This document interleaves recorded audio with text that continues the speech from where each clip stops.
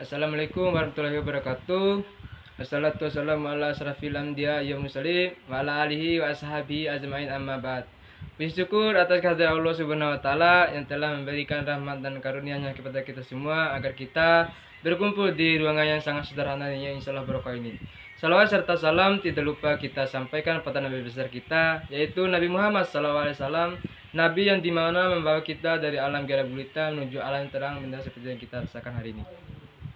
Di sini kami ada mata kuliah Sejarah Nasional Indonesia dengan tema latar belakang gerakan reformasi dan dampak dari reformasi dalam berbagai bidang. Oke, sebelum kami menjelaskan tema kami, saya akan memperkenalkan diri. Perkenalkan, nama saya Jasman dan ada teman saya. Baik, Assalamualaikum warahmatullahi wabarakatuh. Perkenalkan, nama saya Armin Irianto. Di sini saya akan membahas tentang gerakan reformasi. Kuliah Sejarah Nasional Indonesia dengan tema latar belakang gerakan reformasi dan dampak dari reformasi dalam berbagai bidang. Nah, gerakan reformasi merupakan salah satu peristiwa penting dalam sejarah Indonesia yang terjadi pada tahun 1998. Reformasi lahir sebagai respon terhadap berbagai permasalahan yang terjadi pada masa pemerintahan Orde Baru.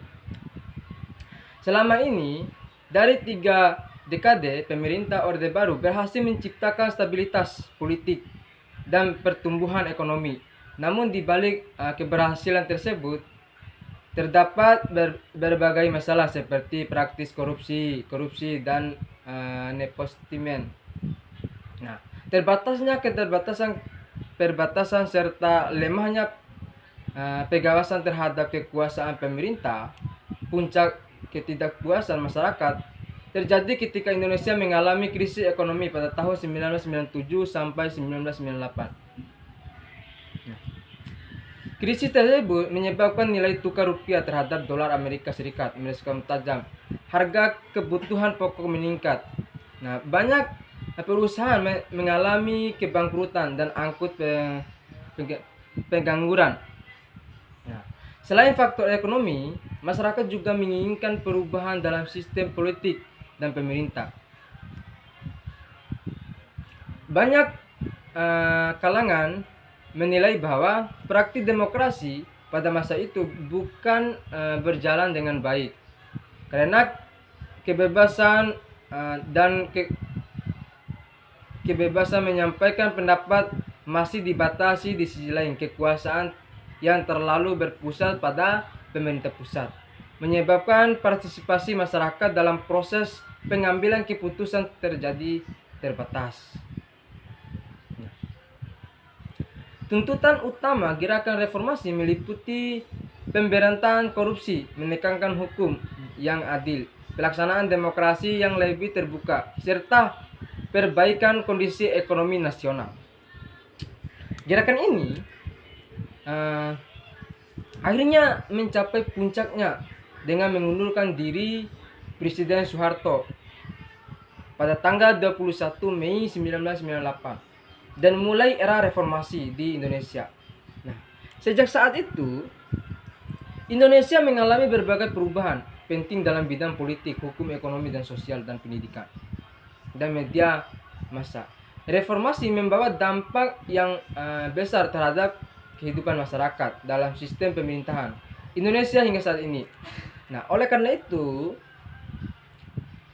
penting untuk memahami latar belakang munculnya gerakan reformasi serta dampak dalam berbagai bidang sebagai bagian dari pembelajaran sejarah dan kehidupan berbangsa dan bernegara. Di sini saya akan membahas tentang gerakan reformasi. Baik teman-teman, yang perlu kita ketahui, gerakan reformasi ini merupakan gerakan perubahan yang terjadi di Indonesia pada tahun 1998, yang dimana sebagai respon terhadap berbagai permasalahan yang berkembang pada akhir masa pemerintahan Orde Baru. Jadi yang perlu kita ketahui teman-teman, bahwa reformasi muncul karena adanya ketidakpuasan masyarakat terhadap kondisi kondisi politik ekonomi, yaitu tidak lagi sesuai dengan prinsip demokrasi dan keadilan gerakan dan bertujuan untuk memperbaiki sistem pemerintahan. Jadi demokrasi ini mewujudkan kehidupan berbangsa dan bernegara yang lebih demokratis, transparan dan bertanggung jawab. Jadi teman-teman, salah satu faktor utama dan yang melatar belakangi munculnya gerakan reformasi ini adalah krisis, yaitu krisis yaitu krisis ekonomi yang melanda Indonesia pada tahun 1997 sampai 1998. Jadi krisis tersebut menyebabkan nilai tukar rupiah mengalami penurunan. Jadi pada saat itu nilai penukaran rupiah itu menjadi turun. Jadi kebangkrutan tingkat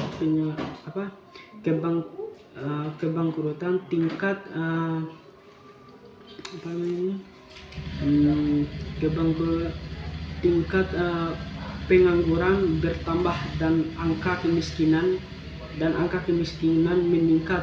Kondisi ini menimbulkan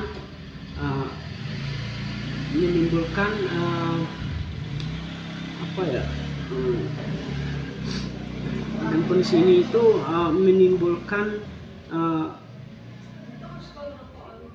menimbulkan keresahan di kalangan masyarakat dan menurunnya kepercayaan terhadap pemerintah. Jadi yang perlu kita ketahui teman-teman, gerakan reformasi ini lahir akibat perpaduan berbagai faktor seperti krisis ekonomi, maraknya politik atau KKN, terbatasnya kebebasan berpendapat serta tuntutan demokratis dan peristiwa. Jadi menjadi titik awal perubahan besar dalam sistem politik, hukum, ekonomi dan kehidupan sosial masyarakat Indonesia menuju era yang lebih demokratis. Jadi ada beberapa faktor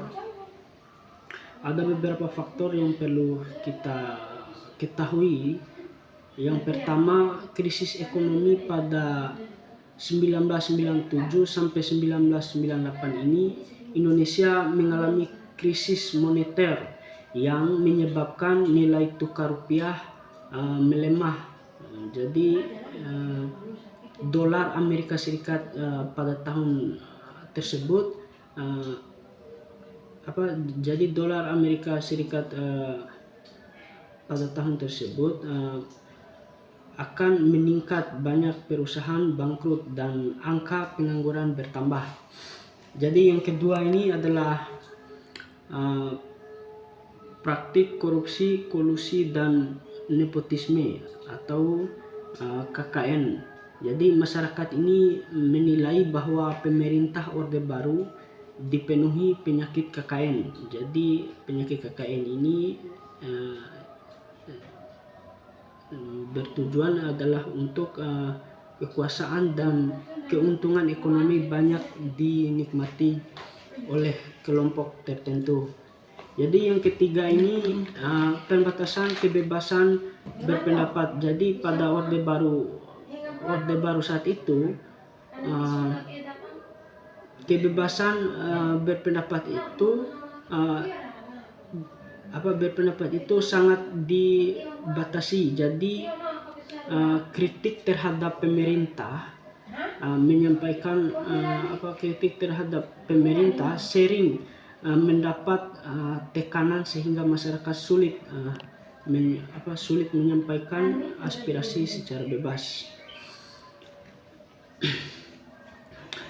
Jadi yang keempat ini adalah sentralisasi kekuasaan. Jadi sentralisasi kekuasaan ini uh, uh, berpusat pada pemerintah dan presiden. Akibatnya mekanisme pengawasan terhadap pemerintahan ini menjadi lemah.